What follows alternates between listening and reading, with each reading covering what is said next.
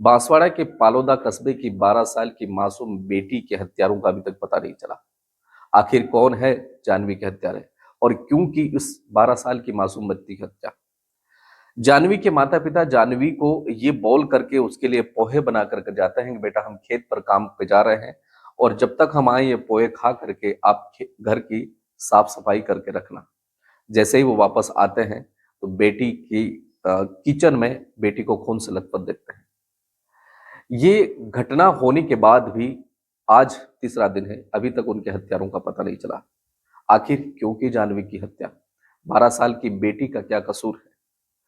Police प्रशासन और आसपास के सभी लोग इस बात को लेकर के काफी चिंता में हैं। तमाम संगठनों ने ज्ञापन भी दिया और पुलिस प्रशासन की बहुत ही एक्टिव अफसरों की टीम इस मामलों को लेकर के छानबीन कर रही है, लेकिन अभी तक हत्या करने वाले व्यक्ति का पता नहीं चला है। आसपास के पड़ोसी और कुछ लोगों को 10 लोगों को पुलिस ने हिरासत में लिया और संदिग्ध मानकर उनसे पूछताछ कर रही है, लेकिन अभी तक हत्या किसने की उसका पता नहीं चला है। सवाल ये उठता है कि उस मासूम बच्ची का कसूर क्या था। एक और बात सामने आ रही है कि उसके पास में कोई मोबाइल था। उस जानवी के घर से एक मोबाइल की बात चल रही है कि वहां से एक मोबाइल है और उस मोबाइल की लोकेशन घर के पीछे से गायब हो जाती है। पुलिस प्रशासन उस मोबाइल का भी लोकेशन पता कर उस मोबाइल को भी ढूंढ रही है, लेकिन काफी मशक्कत के बाद अभी तक उस मोबाइल का भी पता नहीं चला है। डॉग स्क्वाड की टीम डॉग को लेकर के आई और वो वहां पर उस घर के आसपास में घूम करके एक पड़ोसी के घर पे जाकर के, सूत्रों से हमको पता चला कि पड़ोसी के घर पे जाकर के रुक जाता है और ऐसे उस डॉग के रुकने के बाद लोगों को उस पड़ोसियों पर शंका होती है और कुछ महिलाएं, जहां तक सूत्रों के द्वारा हमको पता चला कि कुछ महिलाओं ने पड़ोसी महिला के साथ भी हल्के से हाथापाई की है, लेकिन अभी तक ये प्रमाणित नहीं हो पाया कि वास्तव में जानवी की हत्या किसने की। कोई भी घर पे बेटे को अकेला छोड़ करके जाता है और इस तरह से वापस आ करके उसकी लाश मिलती है, कितना दर्दनाक है। और उनके माँ बाप पूरी तरह से सदमे में हैं, पड़ोसी उनको समझा रहे हैं और कस्बे के सब लोग इस बात का विरोध कर रहे हैं।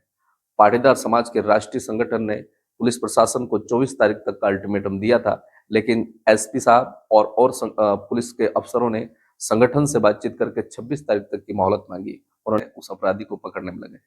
किसी के भी दिमाग में ये बात नहीं आ रही कि आखिर ये किया क्यों और 12 साल की मासूम बच्चों की हत्या क्यों की। क्या ये चोरी करने आए फेरी वाले का काम है या फिर किसी की दुश्मनी है या क्या हो सकता है मामला? आखिर हत्या की क्यों? कभी कभी पुलिस के लिए एक और सूत्रों से हमें पता चलता है कि पुलिस के सामने एक और चीज एक पहले से बन गई है कि जानवी की बड़ी बहन ने कहा कि यहां से जानवी के कुछ जेवर चोरी हुए, लेकिन वापस ऐसा बताया जाता है कि उन्होंने कहा कि कुछ जेवर चोरी नहीं हुए हैं।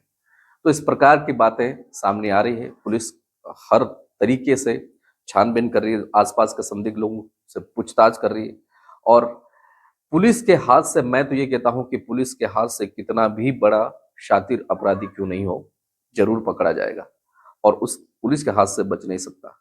लेकिन अपराधियों के निशाने पर मासूम बच्ची क्यों? चोर अगर है तो चोरों के निशानों पर मासूम बच्ची क्यों? इस तरह के सवाल सबके मन में है।